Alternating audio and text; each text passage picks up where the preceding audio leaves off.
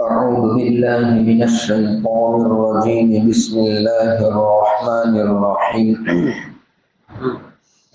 يا أيها الذين آمنوا اذكروا نعمة الله عليكم إذ جاءتكم جنود فأرسلنا عليهم ريحا وجنودا لم تروها وكان الله بما تعملون بصيرا إذ جاءوكم من فوقكم ومن أسفل منكم وإذ زاغت الأبصار وبلغت القلوب الحناجر وتظنون بالله الظنون هنالك ابتلي المؤمنون وزلزلوا زلزالا شديدا اے ایمان والو تم یاد کرو اللہ کی اس نعمت کو جو اس نے تم پر نازل کی جبکہ تم پر چڑھ آئے لشکر تو اللہ نے ان پر ہوا اور ایسے لشکر کو بھیجا جن کو تم نہیں دیکھ رہے تھے اور اللہ دیکھنے والا ہے ان اعمال کو جو تم کرتے ہو جبکہ وہ تم پر چڑھ آئے تمہارے اوپر سے تمہارے نیچے سے اور جب آنکھیں کھلی کی کھلی رہ گئی کلیجے منہ تک پہنچ گئے اور تم اللہ پر طرح طرح کے گمان لگا رہے تھے وہیں پر ایمان والے آزمائے گئے اور وہ سخت جھنجھوڑے گئے۔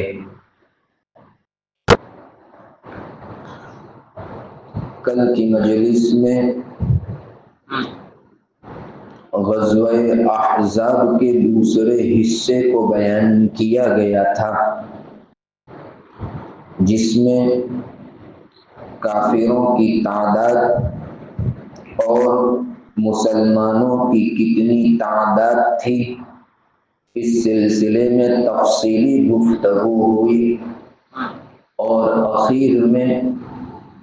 خندق کھودنے کا جو اللہ کے رسول صلی اللہ علیہ وسلم نے نظم فرمایا تھا اس کی کچھ تفصیل ذکر کی گئی تھی کہ آپ صلی اللہ علیہ وسلم نے 10 صحابہ کرام کی جماعت بنائی تھی اور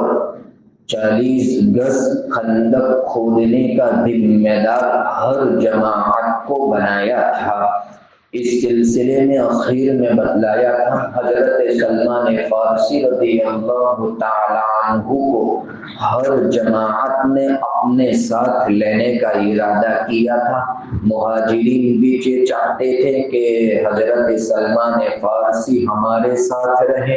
انصار بھی یہی چاہتے تھے کہ سلمان فارسی ہمارے پاس رہے۔ اس موقع پر اللہ کے رسول صلی اللہ علیہ وسلم نے درمیانی راستہ نکالتے ہوئے مداخلت فرمائی اور جھگڑا ختم فرمایا کہ سلمان ہم میں سے ہے، اہل بیت میں سے ہے، لہذا حضور نے ان کے ساتھ کچھ انصار اور کچھ مہاجر افراد کو لگا دیا اور 10 کی جماعت بنا دی اور وہ بھی خندق کھودنے میں مشغول ہو گئے۔ یہاں پر آپ صلی اللہ علیہ وسلم کا جو عمل تھا کہ حضرت سلمان فارسی کو ہم میں سے یعنی اہل بیت میں سے شمار کرتے ہوئے ان کے ساتھ کچھ انصار اور کچھ مہاجر کو لگا دیا۔ اس سے معلوم ہوتا ہے کہ ایک صلاحیت والا آدمی ہو تو اس کو اپنے ساتھ ہڑیک لینے کی کوشش کرتا ہے، حالانکہ وہ عرب کے نہیں تھے بلکہ وہ فارس ایران کے رہنے والے تھے۔ آپ صلی اللہ علیہ وسلم کی تعلیم دیکھیں کہ ایک غیر ملکی ہے یعنی دوسرے ملک کے رہنے والے ہیں، نیز مان بھی ایک نہیں ہے، دوسری جگہ کے رہنے والے ہیں۔ آج ہمارا حال یہ ہوتا ہے کہ ایک غیر مقامی آدمی ہوتا ہے یا ایک غیر ملک کا آدمی ہوتا ہے تو اس کو اپنے ساتھ لینے میں یا اپنے برابر درجہ دینے کو کوئی پسند نہیں کرتا ہے، بلکہ اس کو یہی کہا جاتا ہے کہ یہ تو دوسرے ملک کا ہے یا یہ تو دوسرے علاقے کا رہنے والا ہے، لہذا اپنے برابر درجہ دینے کو کوئی بھی آج کے زمانے میں پسند نہیں کرتا ہے۔ آپ صلی اللہ علیہ وسلم کا عمل دیکھیں کہ وہ ایک غیر ملکی ہے، غیر مقامی آدمی ہے، لیکن ان کو اپنا درجہ دے دیا، اپنے اہل بیت میں سے ان کو بنا دیا، اپنا درجہ دے دیا اور اپنے درجے کے برابر ان کو قرار دے دیا۔ لہذا یہ سب سے اعلیٰ تعلیم ہوئی کہ جب ایک آدمی نے آپ کا دین اختیار کر لیا ہے، آپ کا بھائی ہے، دینی اعتبار سے بھائی ہے، تو اب وہ چاہے کسی بھی علاقے کا رہنے والا ہو، چاہے وہ کہیں کا رہنے والا ہو، لیکن درجے کے اندر ہر ایک کا برابر درجہ دینا یہ اسلام کی تعلیم ہے۔ خیر، حضرت سلمان فارسی رضی اللہ تعالیٰ عنہ خندق کھودنے میں مشغول ہو گئے اپنے ساتھیوں کے ساتھ۔ ان کے ساتھ عجیب واقعہ پیش آیا کہ خندق کھودنے کے درمیان میں ایک ایسا بڑا پتھر اور ایسی چٹان درمیان میں کھودتے ہوئے آئی کہ جس کا توڑنا بہت مشکل ہو گیا۔ ان کے جو ساتھی ہے حضرت عمرو بن عوف رضی اللہ تعالی عنہ، انہوں نے حضرت سلمان فارسی رضی اللہ تعالی عنہ سے فرمایا کہ ایک پتھر کی بڑی چٹان آ گئی ہے جس کے توڑنے میں ہمارے اوزار، ہمارے ہتھیار بھی ٹوٹ گئے ہیں، ہم عاجز ہو گئے ہیں، اس لیے یہ کرتے ہیں، اگرچہ یہ مناسب نہیں ہے لیکن اگر یہ کیا جائے کہ یہ جو خندق ہے اس کو تھوڑا ٹیڑھا کر دیا جائے اور ٹیڑھا کرتے ہوئے پھر اصلی خندق کے ساتھ اس کو داخل کر دیا جائے، یعنی درمیان میں جو پتھر آیا ہوا اتنا حصہ کھودنے کا چھوڑ دیا جائے، وہیں سے خندق تھوڑی ٹیڑھی کر کے اصل خندق کے ساتھ اس کو ملا دیا جائے۔ حضرت سلمان فارسی رضی اللہ تعالیٰ عنہ سے یہ بات حضرت عمرو بن عوف رضی اللہ تعالیٰ عنہ نے کہی، لیکن ساتھ میں حضرت عمرو بن عوف کہہ رہے ہیں کہ یہ مناسب معلوم نہیں ہوتا ہے، یعنی اپنی رائے سے اس طرح ٹیڑھا کرتے ہوئے اس کو اصل خندق کے ساتھ ملا دینا، اپنی رائے سے یہ مجھے صحیح معلوم نہیں ہوتا ہے، اس لیے کہ نبی کریم صلی اللہ علیہ وسلم نے جو خط کھینچ کر دیا ہے اپنی رائے سے، اس خط کو بدل کر، حالانکہ تھوڑا سا حصہ بدلنے کا تھا، لیکن عمرو بن عوف کہہ رہے ہیں کہ اتنا حصہ اپنی رائے سے بدلنا مجھے اچھا معلوم نہیں ہوتا ہے، اس لیے نبی کریم صلی اللہ علیہ وسلم کے پاس جائیں اور آپ صلی اللہ علیہ وسلم کے پاس جا کر اس سلسلے میں دریافت فرما لیں۔ یہاں پر صحابہ کرام کا جو عمل، اطاعت کا جو عمل ہے وہ سامنے آ رہا ہے، حالانکہ خط کھینچ لیا تھا حضور صلی اللہ علیہ وسلم، وہاں پر ایک تھوڑا سا ٹیڑھا بنا دینا تھا اور پھر اس کو اصل کے ساتھ ملانا ہی تھا، لیکن اس کے باوجود اس کو گوارا نہیں کیا کہ نہیں، اپنی رائے سے ہم اس کو نہیں بدل سکتے، آپ صلی اللہ علیہ وسلم نے جو خط کھینچا ہے اسی خط کے مطابق خندق ہونی چاہیے، درمیان میں ٹیڑھا پن نہیں ہونا چاہیے، لہذا اپنی رائے سے اس کو بدلنا پسند نہیں کیا۔ صحابہ کرام کی یہی عادت تھی، اطاعت کا یہی جذبہ تھا۔ ایک موقع پر حضرت آپ صلی اللہ علیہ وسلم خطبہ دے رہے، خطاب کسی اور کو تھا لیکن جس کے کان میں بھی آپ صلی اللہ علیہ وسلم کا حکم پڑ جاتا تھا اس کو عمل کرنے کے لیے وہ تیار ہو جاتا تھا۔ جمعہ کا دن تھا، آپ صلی اللہ علیہ وسلم خطبہ دینے کے لیے منبر کے اوپر تشریف فرما ہوں گے۔ آپ صلی اللہ علیہ وسلم نے دیکھا بہت سارے لوگ مسجد کے اندر کھڑے تھے، جیسا کہ آج بھی عادت ہوتی ہے کہ خطبہ شروع ہوتا ہے لیکن لوگ کھڑے رہتے ہیں۔ آپ صلی اللہ علیہ وسلم خطبہ دینے کے لیے کھڑے، کچھ لوگ وہیں پر کھڑے تھے، थे। आप सल्लल्लाहु अलैहि वसल्लम ने बैठ जाने का हुक्म दिया कि बैठ जाओ। हजरत अब्दुल्लाह इब्न मसऊद रज़ी अल्लाह तआला अन्हु अभी मस्जिद में आए नहीं थे, वो अभी दरवाजे पर पहुंचे नहीं थे, रास्ते के अंदर मौजूद थे, लेकिन आप सल्लल्लाहु अलैहि वसल्लम का ये हुक्म सुना कि बैठ जाओ तो हजरत अब्दुल्ला इब्न मसऊद वहीं पर बैठ गए। हालांकि हुक्म इनको नहीं था, जो मस्जिद में खड़े थे इनको बैठने का हुक्म दिया था, लेकिन इताअत का जज्बा देखे बस हुजूर ने हुक्म दे दिया ना, बात खत्म हो चुकी, लिहाजा वहीं पर बैठ गए। जब आप सल्लल्लाहु अलैहि वसल्लम ने देखा कि हजरत अब्दुल्ला इब्न मसऊद तो मेरे हुक्म की बिना पर दरवाजे के बहुत दूर बैठ गए हैं, तो आप सल्लल्लाहु अलैहि वसल्लम ने इनको बुलाया और उनकी इताअत की तारीफ की कि देखो इताअत का जज्बा कैसा है। यही मामला हजरत जुसामा इब्न मुसाहिब रज़ियल्लाहु तआला अन्हु के साथ भी पेश आया। हजरत उमर खत्ताब रज़ियल्लाहु तआला अन्हु ने इनको हिरकल के पास एलची बनाकर भेजा था। रूम का जो बादशाह हिरकल है, उस हिरकल के पास कासिद बनाकर एलची बनाकर इनको भेजा था हजरत जुसामा इब्न मुसाहिब रज़ियल्लाहु तआला अन्हु को। जब वो पहुंचे तो हिरकल ने उनके एहतराम में और इनके इकराम में एक कुर्सी सोने की लगाई थी। सोने की कुर्सी हिरकल ने इनके एहतराम में लगाई थी, क्योंकि पहले जमाने में एलची का और कासिद का बहुत एहतराम किया जाता था, बहुत मुअज़्ज़ज़ आदमी समझे जाते थे। लिहाजा हिरकल जो रूम का उस वक्त की सुपर पावर ताकत समझी जाती थी, उस वक्त हिरकल ने उनके एहतराम के अंदर सोने की कुर्सी लगाई। हजरत जुसामा पहुंचे और इनको ख्याल नहीं आया और वो उस कुर्सी के ऊपर बैठ गए। पूरा दरबार लगा हुआ था और आपका जो पैगाम था, हजरत उमर इब्न खत्ताब का जो पैगाम था, वो पैगाम रूम के बादशाह हिरकल को सुना रहे थे। इसी दरमियान में ख्याल आ गया कि मैं जिस कुर्सी के ऊपर बैठा हूँ वो कुर्सी तो सोने की कुर्सी है और मेरे आका सरकार दो आलम सल्लल्लाहु अलैहि वसल्लम ने तो सोने के बर्तन इस्तेमाल करने से मना फरमाया है, इसलिए आप फौरन खड़े हो गए। जब हिरकल ने देखा कि ये आदमी अभी बैठा हुआ था और फौरन ये आदमी खड़ा हो गया, शायद इनको ऐसा लगा है कि बड़े बादशाह के सामने इस तरह आराम से बैठना बेअदबी समझी, इसलिए ये आदमी खड़े हो गए होंगे। तो हिरकल ने हजरत जुसामा से कहा घबराने की जरूरत नहीं है, हमने आपके एहतराम के अंदर और हमने आपके बैठने के लिए ही ये कुर्सी लगाई है, आपको खड़े होने की जरूरत नहीं है। उस मौके पर हजरत जुसामा इब्न मुसाहिब रज़ियल्लाहु तआला अन्हु फरमा रहे हैं, नहीं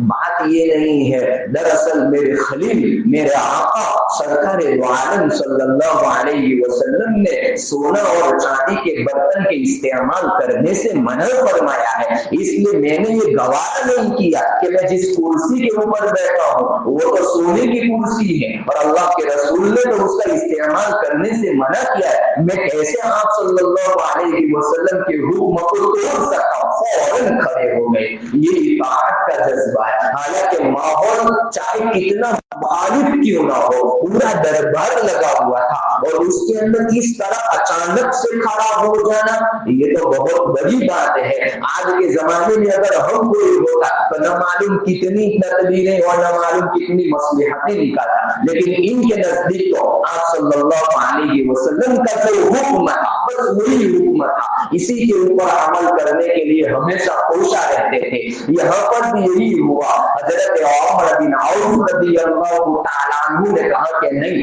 आप सल्लल्लाहु अलैहि वसल्लम से दरियाफ्त कर लें, आप सल्लल्लाहु अलैहि वसल्लम इस सिलसिले में क्या फरमा रहे हैं। यहाँ पर अल्लाह रब्बुल इज्जत की कुदरत भी अजीब थी कि खंदक खोदी जा रही थी, 5.5 किलोमीटर यानी कि 6 किलोमीटर की खंदक खोदी जा रही थी। खंदक खोदने में किसी को कोई परेशानी पेश नहीं आई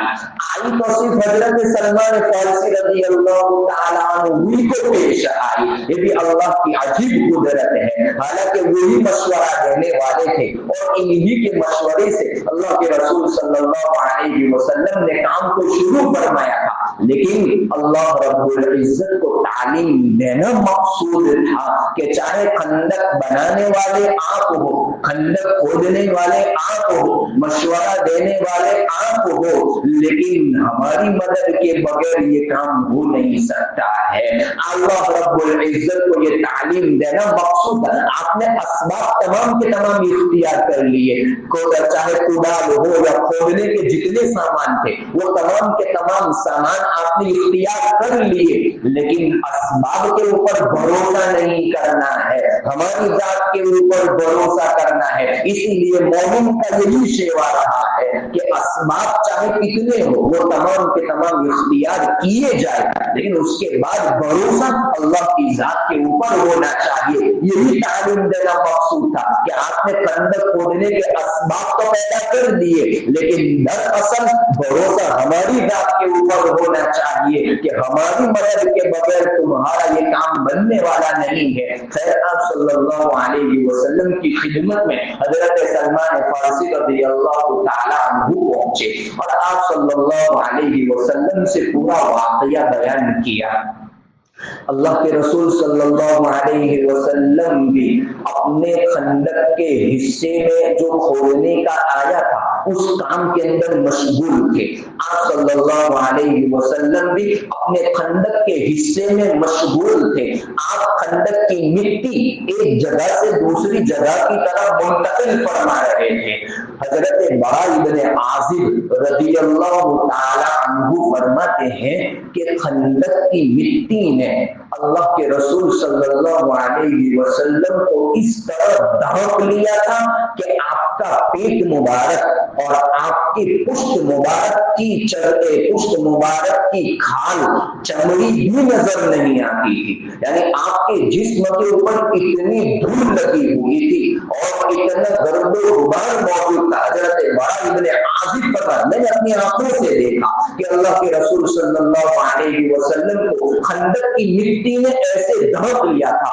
کہ آپ کے پیٹ مبارک اور آپ کے پیٹھ کی چمڑی بھی نظر نہیں آ رہی تھی۔ جب حضرت سلمان فارسی رضی اللہ تعالی عنہ پہنچے، واقعہ بیان کیا، تو آپ صلی اللہ علیہ وسلم نے کوئی مشورہ نہیں دے دیا کہ جو اس طرح کام کرنا، یا کوئی حکم نہیں دے دیا کہ اس طرح کر لینا، بلکہ آپ صلی اللہ علیہ وسلم بنفس نفیس اپنا کام چھوڑ کر ان صحابہ کرام کے پاس پہنچے جہاں پر حضرت سلمان فارسی کے ساتھی کام کر رہے تھے۔ آپ صلی اللہ علیہ وسلم وہیں پر تشریف لے گئے۔ آپ صلی اللہ علیہ وسلم خندق کے اندر اترے اور آپ نے اپنے دستے مبارک سے ایک کدال لیا اور کدال لے کر ایک ضرب لگائی، ایک چٹکا مارا اور آپ نے آیت پڑھی وَتَمَّتْ كَلِمَتُ رَبِّكَ صِدْقًا وَعَدْلًا، آپ کے پروردگار کی نعمت سچ ہو کر ثابت ہو چکی ہے، پوری ہو چکی ہے۔ آپ نے یہ آیت کریمہ پڑھتے ہوئے ایک ضرب لگائی جس کی بنا پر چٹان کا ایک تہائی حصہ ٹوٹ گیا اور اس کے بعد جیسے ہی وہ حصہ ٹوٹا ایک روشنی نکلتی ہوئی نظر آئی۔ آپ صلی اللہ علیہ وسلم نے دوسری ضرب لگائی، دوسری ضرب لگا کر وہی آیت کریمہ پڑھی وَتَمَّتْ كَلِمَتُ رَبِّكَ صِدْقًا وَعَدْلًا، جس کی بنا پر پھر چٹان کی ایک تہائی حصہ، چٹان کا ایک تہائی حصہ ٹوٹ گیا اور پھر دوسری مرتبہ بھی روشنی نظر آئی۔ تیسری مرتبہ آپ نے اسی طرح ضرب لگائی، آیت کریمہ پڑھی بھی اور اسی طرح وہ چٹان کا ایک تہائی حصہ اور ٹوٹ گیا، پوری چٹان ٹوٹ گئی۔ تیسری مرتبہ بھی روشنی نظر آئی۔ آپ صلی اللہ علیہ وسلم نے جب یہ کام فرما دیا تو آپ خندق سے باہر تشریف فرما ہوئے اور آپ نے خندق کی کنارے کے اوپر اپنی چادر کو چھوڑا تھا۔ حضور نے وہ چادر اٹھائی اور آپ اس چادر کے اوپر بیٹھ گئے تھوڑی دیر کے لیے۔ حضرت سلمان فارسی رضی اللہ تعالی عنہ نبی کریم صلی اللہ علیہ وسلم کے پاس پہنچے اور اللہ کے رسول صلی اللہ علیہ وسلم سے کہا کہ اللہ کے رسول جس وقت بھی آپ ضرب لگا رہے تھے، یعنی اس چٹان کے اوپر آپ کدال مار رہے تھے، میں نے ہر مرتبہ کدال مارتے وقت ایک روشنی دیکھی، جب نبی کریم صلی اللہ علیہ وسلم نے یہ بات حضرت سلمان فارسی رضی اللہ تعالی عنہ سے سنی تو حضرت سلمان فارسی رضی اللہ تعالی عنہ سے کہا سچ کہہ رہے ہو کیا تم نے اپنی آنکھوں سے وہ روشنی دیکھی تھی؟ حضرت سلمان فارسی رضی اللہ تعالی عنہ فرماتے ہیں جی ہاں اللہ کے رسول صلی اللہ علیہ وسلم میں نے اپنی آنکھوں سے اس کا مشاہدہ کیا تھا، ہاں میں نے وہ روشنی دیکھی ہے۔ تو اس موقع پر اللہ کے رسول صلی اللہ علیہ وسلم نے فرمایا دراصل بات یہ ہوئی تھی کہ جس وقت میں نے پہلی مرتبہ خدا مانی اور جو آنکھ کو روشنی نظر آئی وہاں پر مجھے کسرا اور یمن کے محلات دکھائے گئے تھے، اور حضرت جبرائیل علیہ السلام نے آ کر مجھ سے کہا تھا یہ جو محلات آپ دیکھ رہے ہیں یمن کے اور کسرا کے جو محلات آپ دیکھ رہے ہیں آپ کی قوم آپ کی امت اس کو فتح کرے گی۔ یہ حضرت جبرائیل علیہ السلام نے مجھے اس روشنی کے اندر وہ محلات دکھائے تھے اور فرمایا تھا یہ محلات آپ کی قوم اور آپ کی امت اس کو فتح کرے گی، یہ آپ کا معجزہ تھا۔ دوسری جب ضرب لگائی تو دوسری ضرب کے وقت بھی مجھے رومیوں کے محلات دکھائے گئے اور حضرت جبرائیل علیہ السلام نے فرمایا یہ محلات بھی اس قوم آپ کی قوم اس کو بھی فتح کرے گی۔ اس موقع پر آپ صلی اللہ علیہ وسلم نے جب یہ کلمہ حضرت سلمان فارسی رضی اللہ تعالیٰ عنہ کے سامنے عرض کیے تو چونکہ منافق لوگ بھی کچھ موجود تھے وہ بھی کھدائی کے اندر مشغول تھے، اس لیے کہ کچھ منافق تو کھلم کھلا تھے جن کا نفاق بالکل ظاہر تھا، وہ تو بہانہ بناتے ہوئے اور چھپ کر چلے گئے، لیکن کچھ ابھی بھی منافق مسلمانوں کے اندر موجود تھے جن کا نفاق ظاہر نہیں تھا۔ لہذا جب انہوں نے آپ صلی اللہ علیہ وسلم سے یہ بات سنی تو اپنے ساتھیوں سے یعنی صحابہ کرام سے کہنے لگے تمہیں تعجب نہیں ہو رہا یہ محمد صلی اللہ علیہ وسلم تمہیں کیسی کیسی باتوں کے وعدے دے رہے ہیں، بے بنیاد باطل وعدے آپ سے کر رہے ہیں، یہ یثرب یعنی مدینہ یہیں پر وہ خندق کھود رہے ہیں اور وہ کہہ رہے ہیں آپ کے ساتھی محمد کہ مجھے تو یمن کے کسرا کے اور رومیوں کے محلات نظر آ رہے ہیں، تمہاری عقل میں بھی یہ بات آتی ہے کہ نہیں؟ منافق لوگ اس طرح مسلمانوں کو تانا دینے لگے کہ آپ کے ساتھی تو دیکھیں کیسے کیسے سپنے دکھا رہے ہیں، کھود یہاں رہے ہیں یہاں یثرب مدینہ کے اندر کھود رہے ہیں اور کہہ رہے ہیں کہ مجھے تو کسرا کے محلات نظر آئے، مجھے تو یمن کے محلات نظر آئے، مجھے تو رومیوں کے محلات نظر آئے، اور پھر